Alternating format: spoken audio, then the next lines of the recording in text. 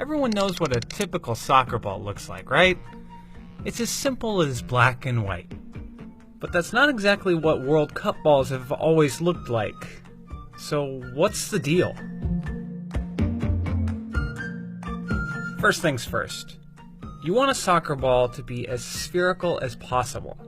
In the old days, we had balls that had the buckyball shape, the Epcot Center shape. You had the 20 hexagons, the 12 pentagons, and that was a very good approximation to a sphere. But starting in 2006 in Germany with the Teamgeist ball, there were more creative ways to make an approximation to a sphere.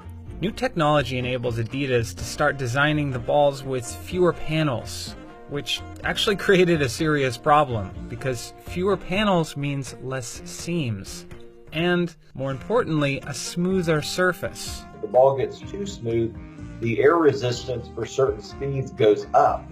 It's like kicking a beach ball. And that's exactly what happened with the 2006 Teamgeist ball. Players complained that the ball didn't go where they expected it to. So in 2010, Adidas compensated by adding some texture to roughen up the surface. Problem solved, right?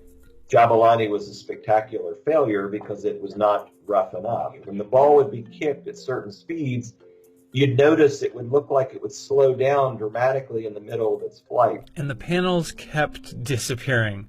The 2014 ball had the fewest panels yet. 6! But this time, Adidas compensated. Despite having 2 fewer panels from Jabulani, the total seam length around the ball was actually 68% longer than it was for the Jabulani. So at least this time, the ball had the right amount of roughness and flew further than the 2010 ball. As for 2018... Total seam length on this ball is actually 30% longer than the Brazuca. So now you run the risk of the ball being a little too rough. And again, Adidas compensated for this by also making the seams shallower. And studies show the Telstar 18 performs similarly to the Brazuca. But it still has a bit more drag and might not travel as far on high-speed kicks.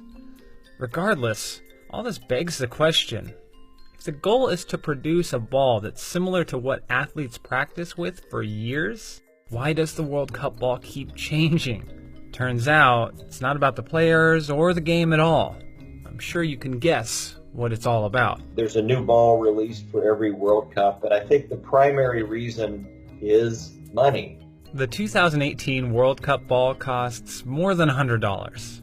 And these balls fly off the shelves. It's a pretty big investment considering you can get a simple replica for $20. Though they're not exactly the same. The technologies involved in these balls are much, much greater than the balls we used as kids. The panels on these balls are thermally bonded. It helps keep the water out of the inside of the ball, keep the water from, making the ball a little waterlogged and heavier. But is it worth it? We'll let you figure that one out.